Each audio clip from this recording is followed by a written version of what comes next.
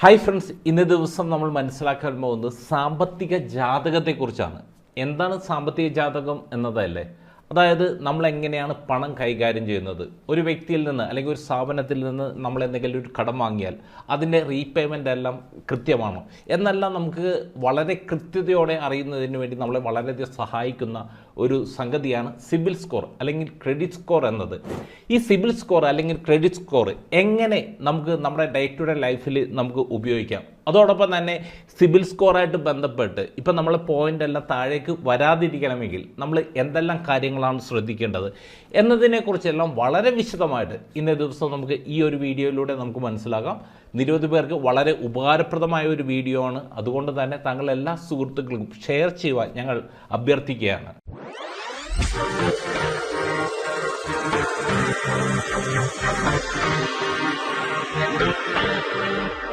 തൊമിച്ച് tips എന്ന financial video ബ്ലോഗിൻ്റെ പുതിയ എപ്പിസോഡുമായി നിങ്ങളുടെ മുമ്പിൽ വരുവാൻ എന്നെ അനുവദിച്ച ദൈവത്തിന് നന്ദി. എങ്ങനെയാണ് ഈ സിബിൽ സ്കോർ അല്ലെങ്കിൽ ക്രെഡിറ്റ് സ്കോർ നമ്മളെ സഹായിക്കുന്നത് എന്നതിനെക്കുറിച്ച് ആദ്യം മനസ്സിലാക്കിയതിന് ശേഷം എന്താണ് സിബിൽ സ്കോർ, പിന്നെ അതോടൊപ്പം തന്നെ അതിൻ്റെ പോയിന്റുകളെ ഇമ്പാക്റ്റ് ചെയ്യുന്ന പല ഫാക്ടേഴ്സ് ഉണ്ട്, അത് എന്തെല്ലാമാണ് അതിനെക്കുറിച്ചെല്ലാം നമുക്ക് ഡീറ്റെയിൽ ആയിട്ട് മനസ്സിലാക്കാം. ഇപ്പം നമുക്ക് ആദ്യം ഇതെങ്ങനെയാണ് നമ്മളെ സഹായിക്കുന്നത് എന്നതിനെക്കുറിച്ച് ആദ്യം നമുക്ക് മനസ്സിലാക്കാം. ആദ്യം തന്നെ നമ്മൾ നോക്കിക്കഴിഞ്ഞാൽ നമ്മളിപ്പോൾ എന്തെങ്കിലും ഒരു ബിസിനസ് എന്തെങ്കിലും ഒരു കാര്യം നമ്മൾ ചെയ്യാൻ പോകുമ്പോൾ നമുക്കൊരു പാർട്ട്ണറെ വേണം. ഈ ഒരു പാർട്ട്ണറെ നമുക്ക് മനസ്സിലാക്കാൻ, അത് ഇദ്ദേഹം എങ്ങനെയാണ് ഈ ഫിനാൻസ് എല്ലാം കൈകാര്യം ചെയ്യുന്നത് എന്നെല്ലാം മനസ്സിലാക്കണമെങ്കിൽ അദ്ദേഹത്തിൻ്റെ ഒന്ന് സിബിൽ റിപ്പോർട്ട് എടുത്ത് നമ്മളൊന്ന് നോക്കാൻ സാധിച്ചു കഴിഞ്ഞാൽ അദ്ദേഹത്തിൻ്റെ ഇത്രയും വർഷത്തിനിടെ അദ്ദേഹം ഫൈനാൻസ് എങ്ങനെയാണ് മാനേജ് ചെയ്തത് എന്നതിനെക്കുറിച്ച് വ്യക്തമായിട്ട് മനസ്സിലാക്കാൻ സാധിക്കും. ഇനി അടുത്തായിട്ട് നമ്മൾ നോക്കണമെങ്കിൽ ഇപ്പം നമുക്ക് ഏതെങ്കിലും ഒരു വ്യക്തിക്ക് നമുക്ക് കടം കൊടുക്കണം. ഈ കടം കൊടുക്കുന്ന വ്യക്തി ശരിയായ രീതിയിൽ റീപേയ്മെൻറ്റ് ചെയ്യാറുണ്ടോ എന്ന് മനസ്സിലാക്കണമെങ്കിലും അദ്ദേഹത്തിൻ്റെ സിബിൽ സ്കോർ നമുക്ക് എടുക്കാൻ സാധിച്ചു കഴിഞ്ഞാൽ നമുക്ക് ഈ പറഞ്ഞ കാര്യങ്ങൾ വളരെ ഡീറ്റെയിൽ ആയിട്ട് നമുക്ക് മനസ്സിലാക്കാൻ സാധിക്കും. പിന്നെ അതോടൊപ്പം തന്നെ ഇപ്പോൾ താങ്കൾ ഇപ്പോൾ ഏതെങ്കിലും ഒരു കോൺട്രാക്റ്റിംഗ് വർക്കിൽ എല്ലാം ഏർപ്പെടുന്ന സമയത്താണെങ്കിൽ ഇപ്പോൾ താങ്കൾ വർക്ക് എടുക്കാൻ പോകുന്ന ആ വ്യക്തി, അതായത് ഓണറിൻ്റെ ഒരു സിബിൽ സ്കോർ കിട്ടുകയാണെങ്കിൽ ഇദ്ദേഹത്തിൻ്റെ ഇതിനു മുൻപ് പല ലോണും പല കാര്യങ്ങളൊക്കെ എടുത്തിട്ടുണ്ടാവും. അപ്പോൾ അതിൻ്റെ എല്ലാം റീപേയ്മെൻറ്റുകളെല്ലാം കൃത്യമായിട്ട് അടച്ചിട്ടുണ്ടോ എന്ന് മനസ്സിലാക്കാൻ സാധിച്ചു കഴിഞ്ഞാൽ താങ്കൾക്ക് മനസ്സിലാവും ഇദ്ദേഹം കറക്റ്റായിട്ട് ഈ പറഞ്ഞ സിബിൽ സ്കോർ അല്ലെന്നുണ്ടെങ്കിൽ അദ്ദേഹത്തിൻ്റെ ഫൈനാൻസ് എല്ലാം നല്ല രീതിയിൽ തന്നെ മാനേജ് ചെയ്യുന്ന ഒരു വ്യക്തിയാണെന്ന്. പിന്നെ ഇതിന് പുറമെ ഇപ്പോൾ താങ്കളിപ്പോൾ ഒരു ഏതെങ്കിലും ഒരു ബിസിനസ് ചെയ്യുന്ന വ്യക്തിയാണെങ്കിൽ താങ്കളുടെ ഡീലർ അല്ലെങ്കിൽ റീറ്റെയിലർ അവരുടെ സിബിൽ സ്കോറെല്ലാം നമുക്കൊന്ന് എടുക്കാൻ സാധിച്ചു കഴിഞ്ഞാൽ ഇപ്പം നമുക്കറിയാം നമ്മളുടെ എന്തെങ്കിലും ഒരു പ്രൊഡക്റ്റ് എന്തെങ്കിലും കാര്യങ്ങൾ നമുക്ക് കടമായിട്ട് അദ്ദേഹത്തിന് കൊടുക്കാൻ സാധിക്കുമോ എന്നെല്ലാം നമുക്ക് മനസ്സിലാക്കാൻ സാധിക്കും. ഇതുപോലെ നമുക്കൊരു പേഴ്സണൽ ലൈഫിലേക്ക് പോകുന്ന സമയത്ത് ഇപ്പോൾ സപ്പോസ് ഇപ്പോൾ താങ്കളുടെ മകളെ ഒന്ന് വിവാഹം കഴിപ്പിച്ച് വിടണം. ആ സമയത്ത് ഈ പറഞ്ഞ ചെറുക്കൻ്റെ സിബിൽ സ്കോർ ഒന്ന് ചെക്ക് ചെയ്യാൻ സാധിച്ചു കഴിഞ്ഞാൽ ആ ഒരു കുടുംബത്തിൽ അല്ലെങ്കിൽ ഈ പറഞ്ഞ വ്യക്തിയുടെ ഒരു ഫൈനാൻസ് മാനേജ്മെൻറ്റ്, ഇദ്ദേഹത്തിന് എത്ര കടബാധ്യതയുണ്ട്, ഇതൊന്നും അവരിൽ നിന്ന് നേരിട്ട് ചോദിക്കാതെ തന്നെ ഈ പറഞ്ഞ ഒരു റിപ്പോർട്ടിൽ നിന്ന് തന്നെ ഈ പറഞ്ഞ കാര്യങ്ങളെല്ലാം നമുക്ക് ഏറ്റെടുക്കാൻ സാധിക്കും. പിന്നെ അതോടൊപ്പം തന്നെ ഈ ഒരു വ്യക്തി എങ്ങനെയാണ് ഇതുവരെ എടുത്ത കടങ്ങളെല്ലാം കൃത്യമായിട്ട് അടച്ചു കൊണ്ടുപോകുന്നുണ്ടോ ഇതെല്ലാം നമുക്ക് മനസ്സിലാക്കി കഴിഞ്ഞ് കഴിഞ്ഞാൽ നമ്മളുടെ മകളെ വിവാഹം കഴിപ്പിച്ച് വിടാൻ പോകുന്ന ആ ഒരു കുടുംബത്തിൻ്റെ ഒരു ഫിനാൻഷ്യൽ സിറ്റുവേഷൻ നമുക്ക് വളരെ വളരെ കൃത്യതയോടെ നമുക്ക് മനസ്സിലാക്കാൻ സാധിക്കും. ഇനി അടുത്തതായിട്ട് നമുക്ക് ഈ സിബിൽ സ്കോറിനെ എങ്ങനെയാണ് നമുക്ക് മനസ്സിലാക്കാൻ സാധിക്കുന്നത് അതിനെക്കുറിച്ച് നമുക്ക് മനസ്സിലാക്കാം. ഇവിടെ നമ്മൾ നോക്കിക്കഴിഞ്ഞാൽ സിബിൽ സ്കോർ എന്നത് ഇപ്പോൾ അല്ലെങ്കിൽ ഈ ക്രെഡിറ്റ് സ്കോർ എന്നത് ഇപ്പോൾ 300-നും 900-നും ഇടയ്ക്കുള്ള ഒരു പോയിൻ്റാണ് ഈ ക്രെഡിറ്റ് സ്കോറിൽ വരുന്നത്. അതിലിപ്പോൾ നമ്മൾ നോക്കിക്കഴിഞ്ഞാൽ ഒരു 300-നും 550-നും ഇടയ്ക്കാണ് ഇപ്പം നമ്മളുടെ സ്കോറെങ്കിൽ നമ്മളുടെ ഫൈനാൻസ് മാനേജ്മെൻറ്റ് വളരെ മോശമാണ് എന്നാണ് അതിൻ്റെ അർത്ഥം. പിന്നെ അതോടൊപ്പം തന്നെ 550 തുടങ്ങി 650-നടക്കാണ് നമ്മളുടെ സിബിൽ സ്കോറെങ്കിൽ നമ്മളൊരു ആവറേജ് ലെവലിലുള്ള ഒരു ഫൈനാൻസ് മാനേജ്മെൻറ്റാണ് നമ്മൾ ചെയ്തുകൊണ്ട് ഇരിക്കുന്നത് എന്നതാണ് അതിൻ്റെ അർത്ഥം. അതേസമയം 650-നും 750-നും ഇടക്കാണെങ്കിൽ അത്യാവശ്യം ഒരു മികച്ച രീതിയിൽ തന്നെ നമ്മളെ സംബന്ധിച്ച് നമ്മളുടെ ഒരു ഫൈനാൻസ് നമ്മൾ മാനേജ് ചെയ്യുന്നുണ്ട് എന്നതാണ്. ഇനി ഏറ്റവും അവസാനമായി ഒരു 750-നും 900-നും ഇടക്കാണ് നമ്മളുടെ പോയിൻ്റെങ്കിൽ നമ്മളുടെ ഇപ്പം നിലവിലത്തെ എക്സിസ്റ്റിംഗ് ലോൺസ്, ക്രെഡിറ്റ് കാർഡ്, ഈ പറഞ്ഞ കാര്യങ്ങളെല്ലാം വളരെ എക്സലൻ്റ് ആയിട്ട് നമ്മൾ കൈകാര്യം ചെയ്യുന്നുണ്ട് എന്നതാണ് അതിനർത്ഥം. ഇതിൽ ഈ പറഞ്ഞ പോയിന്റുകൾ നമുക്ക് ഇടുന്നത് പ്രത്യേകിച്ച് ഇപ്പം നമ്മൾ സംബന്ധിച്ച് ഈ പറഞ്ഞ കാര്യങ്ങൾ നമ്മൾ ഈ ഒരു ഫൈനാൻസ് മാനേജ്മെൻറ്റ് എത്രത്തോളം കൃത്യമാണ് എന്ന് മനസ്സിലാക്കുന്നതിന് വേണ്ടി ഈ പല പ്രൈവറ്റ് ആയിട്ടുള്ള പല ഓർഗനൈസേഷനുണ്ട്. അതിലൊന്നാണ് സിബിൽ. ഇപ്പോൾ ട്രാൻസ് യൂണിയൻ്റെ സിബിൽ.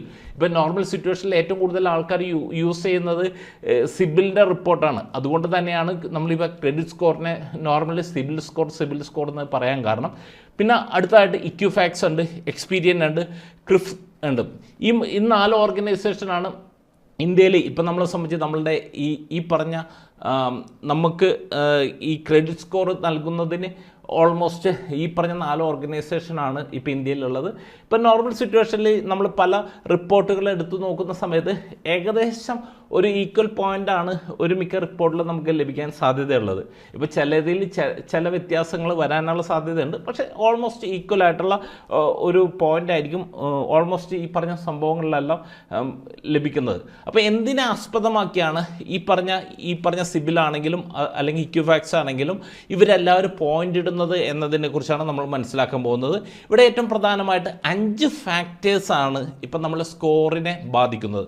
അതിൽ ഇപ്പം നമ്മൾ നോക്കിക്കഴിഞ്ഞാൽ ഏറ്റവും ഇമ്പോർട്ടൻ്റ് ആയിട്ടുള്ളത്, അതായത് ഏറ്റവും കൂടുതൽ വെയിറ്റേജ് ഉള്ളതെന്ന് പറഞ്ഞു കഴിഞ്ഞാൽ പേയ്മെൻറ്റ് ഹിസ്റ്ററിയാണ്.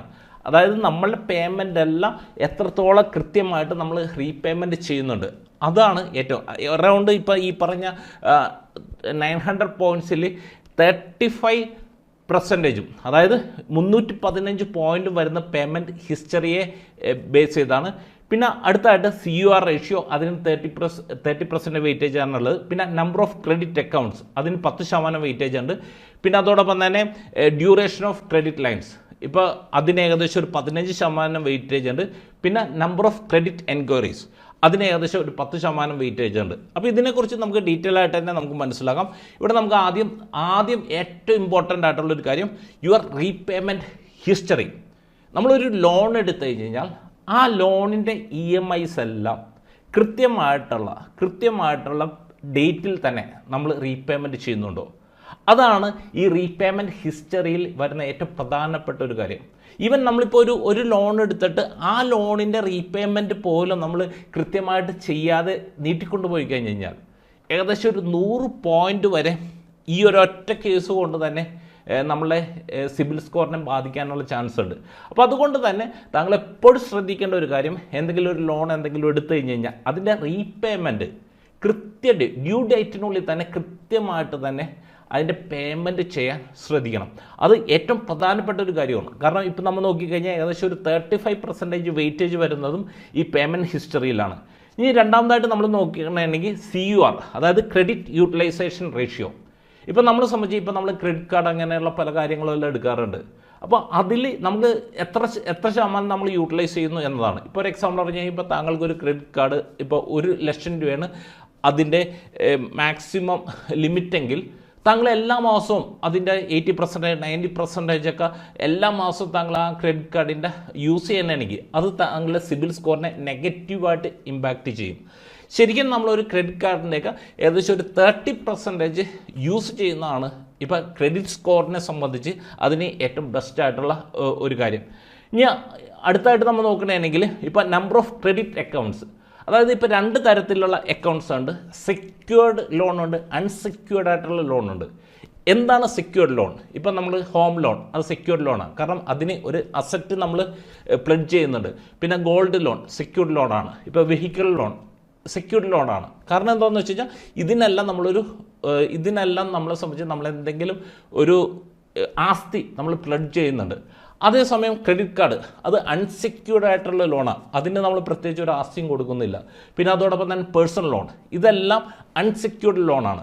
അപ്പം നോർമൽ സിറ്റുവേഷനിൽ ഇപ്പോൾ അൺസെക്യൂർഡ് ലോൺ ഉപയോഗിക്കേണ്ട എന്നല്ല, പക്ഷേ ഇതിൻ്റെ രണ്ടിൻ്റെ ഒരു ബാലൻസ് ആണ് സിബിൽ സ്കോറിന് ഏറ്റവും നല്ലത്. ഇപ്പോൾ അൺസെക്യൂർഡ് ലോൺ ഒട്ടും ഉപയോഗിക്കാതിരിക്കുന്നത് അത്രയ്ക്കും നല്ലതല്ല. ഇപ്പോൾ നമ്മൾ ക്രെഡിറ്റ് കാർഡൊക്കെ നമുക്ക് ഒട്ടും ഉപയോഗിക്കാതിരിക്കുന്നത് അത്ര നല്ലതല്ല. അതേസമയം ഇത് രണ്ടിൻ്റെ ഒരു ബാലൻസാണ് നമുക്ക് ഈ പറഞ്ഞ സിബിൽ സ്കോറിനെല്ലാം വളരെയധികം സഹായിക്കുന്നത്. ഇനി അടുത്തായിട്ട് നമ്മൾ ഡ്യൂറേഷൻ ഓഫ് ക്രെഡിറ്റ് ലൈൻസ്. ഇപ്പം നമ്മൾ ഒരു ലോൺ എടുത്തതിൻ്റെ എത്ര വർഷമായിട്ട് ലോൺ എടുത്തിട്ട് അതിൻ്റെ റീപേയ്മെൻ്റ് എല്ലാം നമ്മൾ കൃത്യമായിട്ട് എടുക്കുന്നുണ്ട്. അപ്പോൾ ഇത് നമ്മളെ ഏറ്റവും കൂടുതൽ സഹായിക്കുന്നത് ഒരു ലോങ് ടൈം ലോൺ. ഇപ്പോൾ 5 വർഷം 10 വർഷമൊക്കെ 15 വർഷമൊക്കെ നമ്മൾ ലോൺ എടുത്തിട്ട് ഈ 10 വർഷം 15 വർഷവും നമ്മൾ കൃത്യമായിട്ട് തന്നെ ഇതിൻ്റെ റീപേയ്മെൻറ്റ് ചെയ്തിട്ടുണ്ടെങ്കിൽ നമ്മളെ സംബന്ധിച്ച് നമുക്കതൊരു പോസിറ്റീവായിട്ടുള്ള ഒരു ഇമ്പാക്റ്റ് ഉണ്ടാക്കും. ഇപ്പോൾ ഷോർട്ട് ടൈം ലോണിനേക്കാൾ ലോങ് ടൈം ലോണുകൾക്ക് നമുക്കിവിടെ ഒരു എക്സ്ട്രാ വെയിറ്റേജ്, ഇപ്പോൾ ഹോം ലോൺ പോലെ വെഹിക്കിൾ ലോണൊക്കെ പോലെ നമുക്കൊരു ലോങ് ടൈം എടുക്കാവുന്ന ലോണുകളുണ്ടെങ്കിൽ ഇപ്പോൾ അത് നമ്മളെ അതിൻ്റെ പേയ്മെൻ്റ് എല്ലാം കൃത്യമായിട്ടാണെങ്കിൽ ഈ പറഞ്ഞ രീതിയിൽ നമ്മളെ ഇവിടെയും നമുക്ക് അത് വളരെയധികം സഹായിക്കുന്ന ഒരു കാര്യമാണ്. പിന്നെ 5ാമതായിട്ട് നമ്പർ ഓഫ് ക്രെഡിറ്റ് എൻക്വയറീസ്. ഇപ്പോൾ താങ്കളിപ്പോൾ ഒരു ലോൺ ആപ്ലിക്കേഷൻ സബ്മിറ്റ് ചെയ്യുന്ന സമയത്ത് പല സ്ഥലങ്ങളിൽ ഒരുമിച്ച് കുറേ സ്ഥലത്ത് എൻക്വയറി ഇപ്പോൾ ആപ്ലിക്കേഷൻ സബ്മിറ്റ് ചെയ്ത് കഴിഞ്ഞാൽ ഇവരെല്ലാവരും തന്നെ ഇപ്പോൾ താങ്കളുടെ സിബിൽ സ്കോർ ചെക്ക് ചെയ്യും. അപ്പോൾ അവർ സിബിൽ സ്കോർ ഇപ്പോൾ ഈ പറഞ്ഞ ഏതെങ്കിലും ഒരു ഏജൻസി അല്ലെങ്കിൽ ഏതെങ്കിലും ഒരു ബാങ്ക് താങ്കളുടെ സിബിൽ സ്കോർ ചെക്ക് ചെയ്യുമ്പോൾ അതൊരു എൻക്വയറി ആയിട്ട് അവിടെ രജിസ്റ്റർ ചെയ്യും. ഇപ്പം നമ്മൾ നമ്മുടെ സിബിൽ സ്കോർ ചെക്ക് ചെയ്ത് കഴിഞ്ഞാൽ അത് എൻക്വയറി ആയിട്ട് എൻട്രി ആവില്ല. അതേസമയം ഈ പറഞ്ഞ പോലെ ഉള്ള ഏതെങ്കിലും ഒരു ഓർഗനൈസേഷൻ താങ്കളുടെ ക്രെഡിറ്റ് സ്കോർ ചെക്ക് ചെയ്ത് കഴിഞ്ഞാൽ അവിടെ ഒരു എൻക്വയറി ആയിട്ട് രജിസ്റ്റർ ചെയ്യും. അപ്പോൾ അതുകൊണ്ട് തന്നെ താങ്കളിപ്പോൾ ഒരു ആവശ്യത്തിന് വേണ്ടി മൾട്ടിപ്പിൾ സ്ഥലത്ത് ഒരുമിച്ച് താങ്കൾ എൻക്വയറി ചെയ്ത് കഴിഞ്ഞാൽ അവരെല്ലാവരും ഈ തരത്തിൽ എൻക്വയറി ചെയ്യുന്ന സമയത്ത് അത് നമ്പർ ഓഫ് എൻക്വയറീസ് കൂടാൻ കാരണവും അത് നമ്മളെ വളരെ നെഗറ്റീവായിട്ടായിരിക്കും എഫക്റ്റ് ചെയ്യുന്നത്. അപ്പോൾ അതുകൊണ്ട് തന്നെ താങ്കളിപ്പോൾ ഒരു ലോൺ എടുക്കുന്നതിന് മുൻപ് താങ്കളൊന്ന് ചിന്തിക്കാം, ഇപ്പോൾ താങ്കളെ സംബന്ധിച്ച് ഏതൊരു ഓപ്ഷനിൽ നിന്നാണ് താങ്കൾക്ക് ലോൺ കിട്ടാൻ സാധ്യത ഉള്ളത്. അപ്പോൾ അതിൽ ഏറ്റവും പ്രിഫർ ചെയ്യുന്ന ഒരു ബാങ്കായിട്ടോ അല്ലെങ്കിൽ ഒരു ഫിനാൻഷ്യൽ സ്ഥാപനമായിട്ട് ആദ്യം കോൺടാക്റ്റ് ചെയ്തിട്ട് അവിടെ എന്തെങ്കിലും കാരണവശാൽ താങ്കൾക്ക് അവരായിട്ട് മുന്നോട്ട് പോകാൻ പറ്റുന്നില്ലെങ്കിൽ മാത്രം അടുത്ത ഓപ്ഷനിലേക്ക് പോകുന്നതായിരിക്കും ഈ ഏറ്റവും കൂടുതൽ നല്ലത്.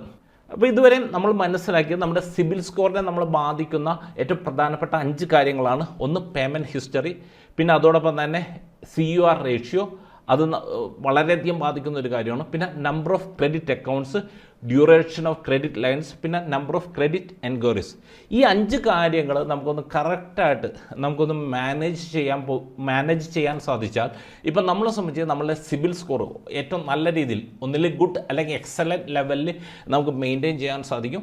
അതിലൂടെ ഇപ്പോൾ താങ്കളെ സംബന്ധിച്ച് താങ്കൾ ഈ തരത്തിലുള്ള ഒരു ക്രെഡിറ്റ് സ്കോർ എല്ലാം മെയിൻറ്റെയിൻ ചെയ്ത് കഴിഞ്ഞാലുള്ള ഏറ്റവും വലിയൊരു ഗുണം താങ്കളെ സംബന്ധിച്ച് നാളെ താങ്കൾ എന്തെങ്കിലും ഒരു ലോൺ എന്തെങ്കിലും ഒരു കാര്യത്തിന് അപേക്ഷിക്കുന്ന സമയത്ത് അത്യാവശ്യം നല്ല രീതിയിലുള്ള സിബിൽ സ്കോറൊക്കെ ഉള്ള ഒരു വ്യക്തിയാണെങ്കിൽ താങ്കൾക്ക് കുറഞ്ഞ ഇൻട്രസ്റ്റിൽ വളരെ കുറഞ്ഞ ഫോർമാലിറ്റീസിൽ താങ്കൾക്ക് ലോൺ കിട്ടും. അതേസമയം സിബിൽ സ്കോർ കുറവുള്ള ഒരു വ്യക്തിയാണെങ്കിൽ അവരെ സംബന്ധിച്ച് അവർക്ക് കൂടുതൽ ഇൻട്രസ്റ്റ് കൊടുക്കേണ്ടി വരും. പിന്നെ അതോടൊപ്പം തന്നെ അവരെ സംബന്ധിച്ച് കൂടുതൽ ഫോർമാലിറ്റീസും അവരെ സംബന്ധിച്ച് കൂടുതലായിരിക്കും. അതുകൊണ്ട് തന്നെ സാമ്പത്തിക ജാതകം, നമ്മൾ ഓരോരുത്തരുടെ സാമ്പത്തിക ജാതകമാണ് സിബിൽ സ്കോർ. അത് വ്യക്തമായിട്ട് നല്ല രീതിയിൽ മെയിൻറ്റെയിൻ ചെയ്യുക. അതിലൂടെ താങ്കൾക്ക് നാളെ ഒരു ആവശ്യം വന്ന സമയത്ത് ഈ പറഞ്ഞ സിബിൽ സ്കോറെല്ലാം താങ്കളെ വളരെയധികം സഹായിക്കും. ഈ വീഡിയോ താങ്കൾക്ക് ഉപകാരപ്രദമായെങ്കിൽ താങ്കളെല്ലാ സുഹൃത്തുക്കൾക്കും ഷെയർ ചെയ്യാൻ ഞങ്ങൾ അഭ്യർത്ഥിക്കുകയാണ്. അതോടൊപ്പം ഞങ്ങളുടെ നിക്ഷേപ സംബന്ധമായ സേവനങ്ങളെക്കുറിച്ച് താങ്കൾക്ക് കൂടുതൽ അറിയണമെങ്കിൽ ഈ സ്ക്രീനിൽ കാണിച്ചിരിക്കുന്ന ഈ നമ്പറുകളിൽ താങ്കൾക്ക് വാട്സാപ്പ് വഴിയോ കോൾ ചെയ്തോ കോൺടാക്റ്റ് ചെയ്യാവുന്നതാണ്. അടുത്ത ആഴ്ച നമുക്ക് സാമ്പത്തിക മേഖലയിലെ പുത്തൻ വിശേഷങ്ങളുമായി തുമ്പിച്ച ടിപ്സ് നമുക്ക് വീണ്ടും കാണാം. Okay, wish you all the best.